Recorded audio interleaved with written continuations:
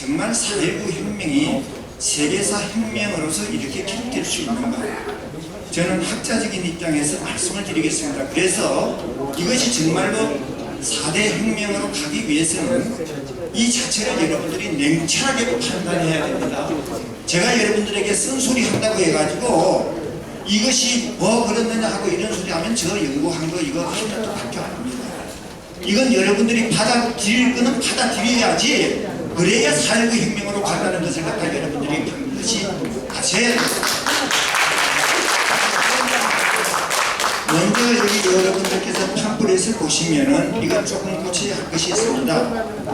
첫째 뭐냐 하면은 주요 강연 요지라고 해가지고 제가 이거 한 30페이지를 해서 제출했는데 지금 1페이지도 얘기 안 했습니다. 그런데 여기 보면은 세계사적으로 보면 사실 미국 독립혁명이 좀 영국 혁명보다도 늦게 일어났습니다만 제일 먼저 있습니다.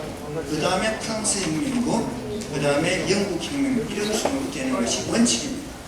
그리고 지금 현재 이 미국 독립혁명을 보면은 이렇게 되어 있습니다. 맨 처음에 영국의 식민지 통치에 한가하여 식민지 아메리카인들이 아닙니다. 여기서는 식민지 하에 북아메리카에 있는 영국 식민지인들이었습니다.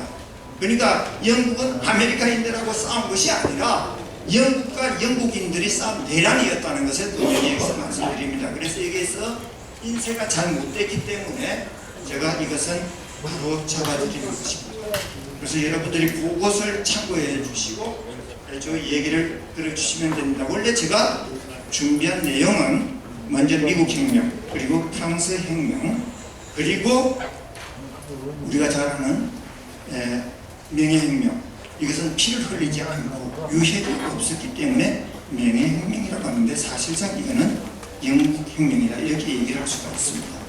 그 다음에 여러분들 볼셰비키 혁명이나 중국 공산당 혁명 등등이 있었습니다만은 그보다는 일본 명치 유신 시대에 혁명 자체를 갖다가 더 세계에서는 알아준다는 것을 여러분들이 참고로 하시면 되겠습니다. 제가 이렇게 정리를 해놓은 게 있습니다. 3대 혁명하고 우리 4.19 혁명은 어떤 차이가 있느냐. 사실 엄격히 따지면 4.19 혁명은 우리가 한 2달 정도뿐이 안 됩니다. 근데 다른 데는 5년 내지 8년이 걸렸다는 것을 우리가 아셔야 됩니다. 그래서 이런 관점에서 제가 그 연구를 했기 때문에 여러분들 입맛에도 안 맞고 왜 저렇게 쓴소리를 하는가, 이런 것도 여러분들이 생각을 하시면서 들어야 됩니다.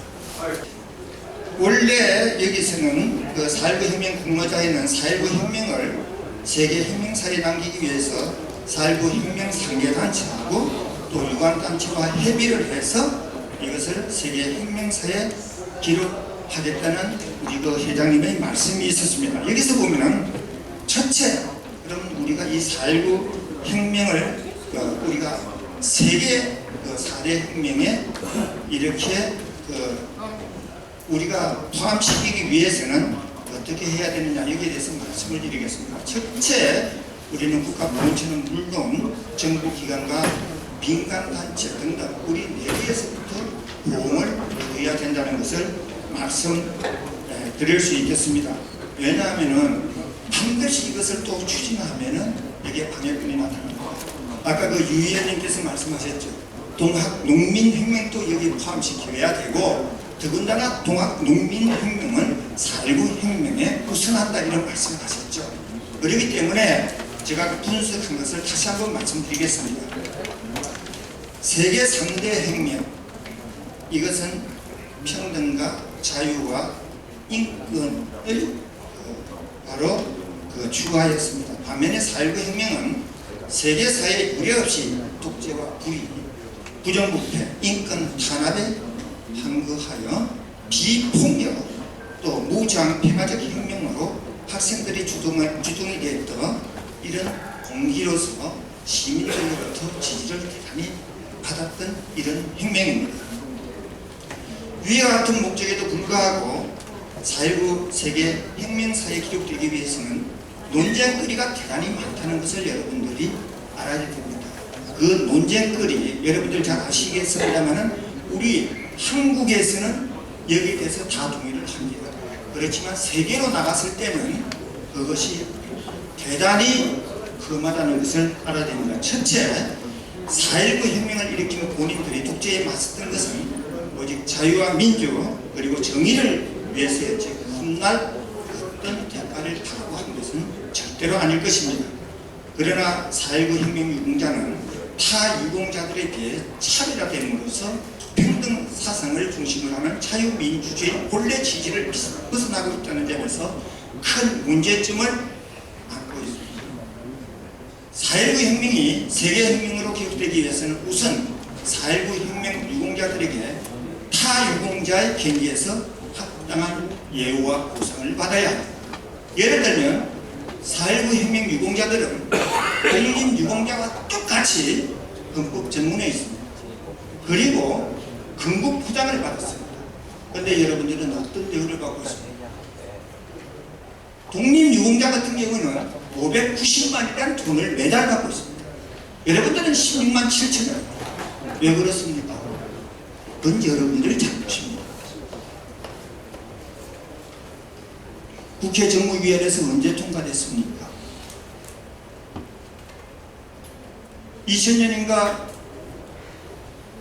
2012년인가 이때 통과됐죠. 그때 제가 집행부 직원들에게 이것이 국무회의에 올라가기 전에 조정을 하라고 얘기를 했습니다. 저는 6.25 참전 유공자, 여기부터 제가 유공자를 국회에 와서 정언을 하면서 만들었기 때문에 너무나 그 순서를 잘 알았기 때문에 그렇습니다. 그러면 여러분들은 헌법 전문에도 있고 또 건국 포장도 받았습니다. 그런데 왜 여러분들은 여러분들의 권리를 찾지 못하고 있습니까?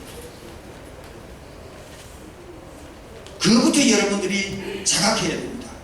한국에서부터 여러분들의 위상을 올려야 된다는 것을 분명히 제가 말씀을 드리고 있는 것입니다.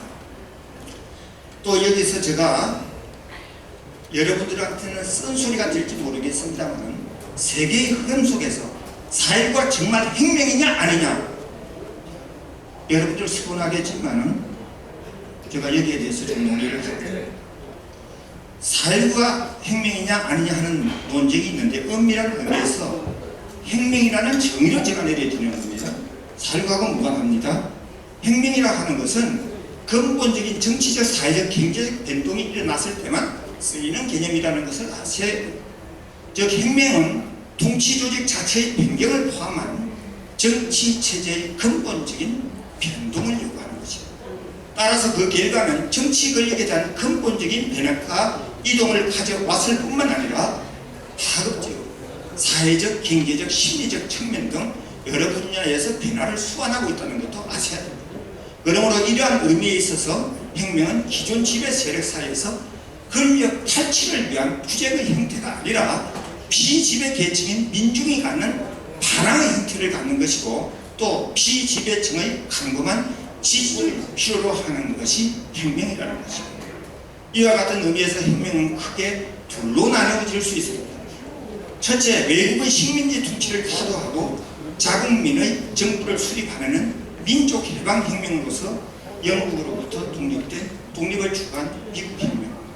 아까 교수님께서 잘 설명해 주셨습니다. 또는 2차 대전 이후 세계 각 식민지에서 일어났던 혁명들이 바로 그것이라는 것을 우리는 알아야 됩니다. 둘째, 권력의 중심을 사회 안의 한 주요 그룹으로부터 다른 그룹으로 옮기는 계급혁명을 얘기하는 것입니다. 영국의 청교도 혁명, 프랑스 대혁명, 러시아 사회주의 혁명, 쿠바 공산주의 혁명, 중국 공산주의 혁명, 멕시코 혁명 등이 바로 그것입니다.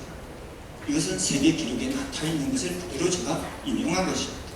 이상과 같은 논리에서 살필 때 4.19 과연 혁명이냐 아니냐 하는 반론이 나올 수가 있다는 것입니다. 특히 4.19의 결과를 중시할 때 그러한 의견은 정당화된다고 할 수 있는데 4.19에 의해 근본적인 사회적, 경제적 근본적인 변화가 나타나지도 않았기 때문에 정치 지배층의 성격에 있어서도 커다란 변화가 따르지 않았기 때문입니다. 자유당이라는 한 보수적 정권으로부터 민주당이라는 또 하나의 보수적 정치 집단으로 정부가 단지 그 당시에는 교체되었을 뿐이라는 것입니다. 그러므로 4.19의 역사적 의의를 높이 평가하면서도 그것을 혁명으로 명명하는 것에 대해서는 앞으로 세계에 갔을 때는 반론의 여지가 있다는 것을 여러분들이 꼭 아시고 추진을 하셔야 된다는 것입니다. 그럼에도 불구하고 여기서 발표자는 4.19를 혁명으로서 파악하는 근거가 있습니다. 저는 4.19를 혁명으로 본다는 것입니다. 왜냐하면 이승만의 권위주의 체제를 급격히 붕괴시키는 결정적 역할을 수행했다는 점 때문입니다. 칼 프리디 교수는 정치적 혁명은 기성 정치 질서에 급격하고 가격한 정국으로 정의될 수 있다고 말했습니다. 헨리 어슈타인 교수는 혁명이라고 하는 것은 그 이전의 사회 규범으로부터 일탈된 수단에 의해 국가의 정책과 지배자 및 기구를 변형시키려는 시도고 또 그 성격은 바로 충돌적이고 그리고 기존의 제도적 유행에 심각한 붕괴를 수반한다고 정의하고 있습니다. 4.19는 바로 이 정의에 합당한 것이라고 연구자는 결론을 내렸던 것입니다. 필자가 4.19를 혁명으로 여기는 또 다른 이유는 4.19를 선도한 지식인 계층에 지향하는 사회적 가치 구조가 제도화된 권력 구조와 조화를 이루지 못한 상태에 있었다는 데서 이 연구자는 출발하고 있습니다. 찰머스 존슨 교수는 제도화된 권력 구조와 사회적 가치 구조 사이에 조화가 깨졌을 때 잠재적으로 혁명적인 상황이 존재하고 있다는 것을 주장하고 있습니다. 여기서 연구자도 같은 맥락에서 출발하기 때문에 4.19는 혁명이다 이렇게 저는 주장하고 싶습니다. 따라서 4.19 혁명이 세계 4대 혁명사에 기록되기를 저는 간절히 바랍니다. 그러기 위해서는 저와 같이 10일 동안의 이 연구가 아니라 2달이든 3달이든 전문가들을 투입시켜서 연구를 철저히 한 다음에 4.19 혁명사에 기록되도록 노력하는 것이 바람직하다. 그 이전에 4.19 혁명 유공자 여러분들이 여러분들의 자신의 지위를 향상시키는 것이 더 우선이라고 말씀드리고 싶습니다. 끝까지 경청해 주신